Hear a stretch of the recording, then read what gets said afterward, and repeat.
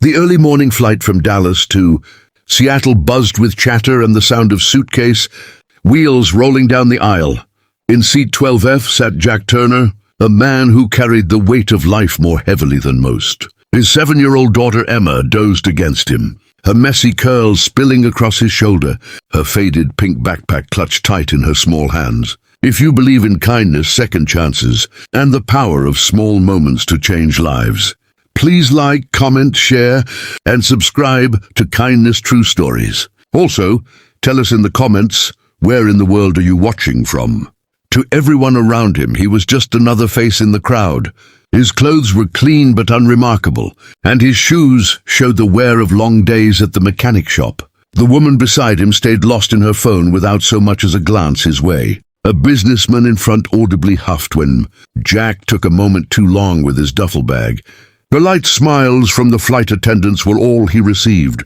Nobody truly noticed him, and that was something Jack had long grown used to. What truly weighed on him was the empty seat across the aisle, a quiet and painful reminder of the woman who used to sit there. His wife had passed away 3 years ago in a tragic car accident, leaving him alone to raise Emma. This trip was meant to be a fresh beginning. His sister in Washington had offered him a steady job at her garage, and after months of saving every spare dollar, he had finally made it possible. As the captain's voice broke through the cabin noise with the usual announcements about cruising altitude and estimated arrival, Jack closed his eyes and tried to rest. But then the captain spoke again, this time with something different in his tone. "Ladies and gentlemen, we will be flying through an active military training zone today. You may spot a couple of F-22s escorting us for a short while. It's all routine. Nothing to worry about." A faint smile crossed Jack's face. It had been years since he had last seen those planes. Not since his time in the Air Force. Emma stirred beside him and whispered sleepily, "Daddy, are those the fast planes you used to fly?" He chuckled softly. "Not quite, sweetheart. I worked on them. Fixed them up and made sure they flew safe." The flight attendant who had caught their quiet exchange nodded with a smile. "Oh, you served?" "Yes, ma'am. Crew chief with the 27th Fighter Squadron. My call sign was Ghost." Her eyes widened slightly. "Ghost? I think I've heard that name before." Jack gave a quiet laugh and thought nothing more of it as she moved on down the aisle. A few moments later, after the plane had leveled off, the attendant returned, and this time she was accompanied by a striking woman Jack had not noticed before. She was tall and poised, dressed in a dark suit with an Air Force pin on her lapel. She exchanged a few quiet words with the attendant before turning her full attention to Jack. "Excuse me, sir," she said, her voice steady and calm. "Are you Ghost Turner?" Jack felt a sharp jolt of surprise. It had been nearly 10 years since anyone had called him that. "I used to be," he replied, the words feeling strange on his tongue. "Not anymore." The woman's expression warmed into a smile. "You might want to take a look out your window." He turned, and his breath caught in his throat. 2 F-22 Raptors soared alongside the commercial jet, the morning sun throwing brilliant reflections off their silver wings. He could see the pilots' helmets clearly through the glass. One of them nodded slowly in his direction, and then, astonishingly, raised a gloved hand in a firm and deliberate salute. Jack blinked hard. "You've got to be kidding me," he whispered.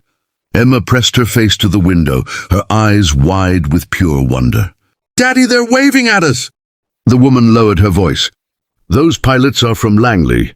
They requested this specific route the moment they found out you were on board." Jack turned to her, completely lost. "How could they possibly know?" "Because," she said with a gentle smile, "one of them was your trainee. Captain Ruiz. He said you taught him everything. He knows about keeping those birds in the air." Jack looked back out the window. One of the jets tilted its wings slowly, a silent and graceful gesture of respect.